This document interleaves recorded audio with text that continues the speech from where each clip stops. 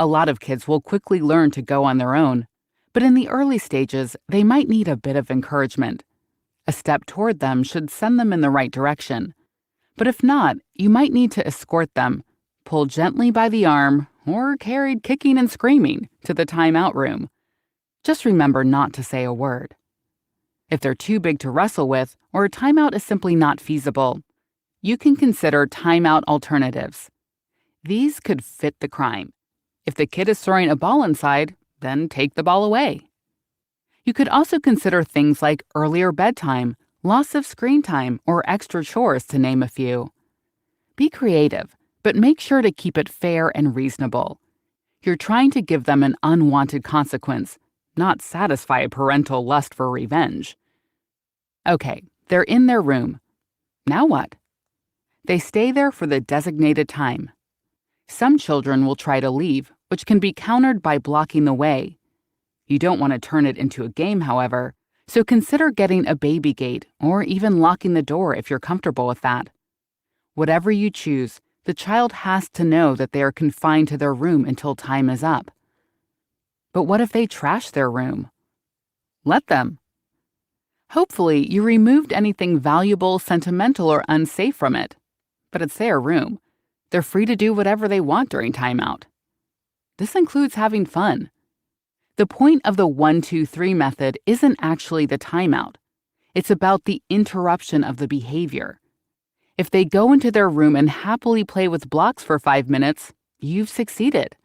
They might even stay in their room after it ends, and that's fine too. Finally, what do you do if you're out in public? The counting process will remain the same. You'll have to hide any embarrassment or pressure you might feel if you're being watched.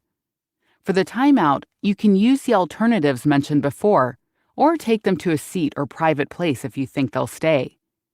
A secure shopping cart makes a great cage for a toddler. With timeout out of the way, let's have a look at another problem you may run into early on: testing and manipulation. Children testing boundaries. The 1-2-3 method is pretty frustrating for a kid, and when kids are frustrated by their parents, there are only two things they can do: tolerate the frustration and cooperate, or test, manipulate, and emotionally confuse the parent to get what they want. If you're lucky, your kid will learn to cooperate early on. However, if you have a manipulator, you'll need to learn to recognize it and respond appropriately. There are a few different types of testing that you can expect. For a lot of parents, these will be painfully familiar. Things like temper tantrums or threats to run away from home. Some children will try to butter you up with declarations of love or promises of good behavior. This can be nice, but ask yourself, why does this only happen when the kid's being disciplined? One of the most common tests is badgering, in which the child tries to wear you down by repeating their request or complaint, or just sings the chorus of "Mom, Mom, Mom." They are basically telling you, "Give me what I want and I'll leave you alone." Kids can stick with this for a long time. Some kids turn into little martyrs when disciplined. They'll tearily tell you how life is so unfair or claim that you don't love them. Some will punish themselves by refusing food or staring despondently out the window for hours. No parent wants to see their children upset or suffering, and children know it. By far the most common testing strategy is a combination of badgering and martyrdom. You would know this as whining. No matter what your child chooses to do, just remember, they're trying to get what they want. The worst thing you can do in these cases is give in. Sure, the testing will stop immediately, but it will be back in force next time. So what do? Simple. If it's not too aggressive or obnoxious, just ignore it. If it's particularly bad behavior, then count it. There's no rule that different misdemeanors can't contribute to the same count, so add it to the count you've already started. If they've already reached 3, start a new one with increased consequences. Your kids know you love them, so just stay firm and do what you know is best. If you're in doubt, count. Routines and reinforcement. The 1-2-3 method is great for getting kids to stop doing unwanted things. But as you know, this is only one side of the parenting coin. There are endless things you need them to start doing. Things like cleaning their room, getting ready for school, or doing homework. The counting method will work, to an extent. The catch is, it can only be for smaller tasks. Counting creates a short burst of motivation, which is great if you want them to stop whining or throwing a ball inside, but won't make a kid get ready for school. It's best used for something that would take less than 2 minutes to do, like hanging up a jacket or brushing teeth. If you want to encourage more long-term behaviors, you have a few options. Something as simple as positive reinforcement goes a long way.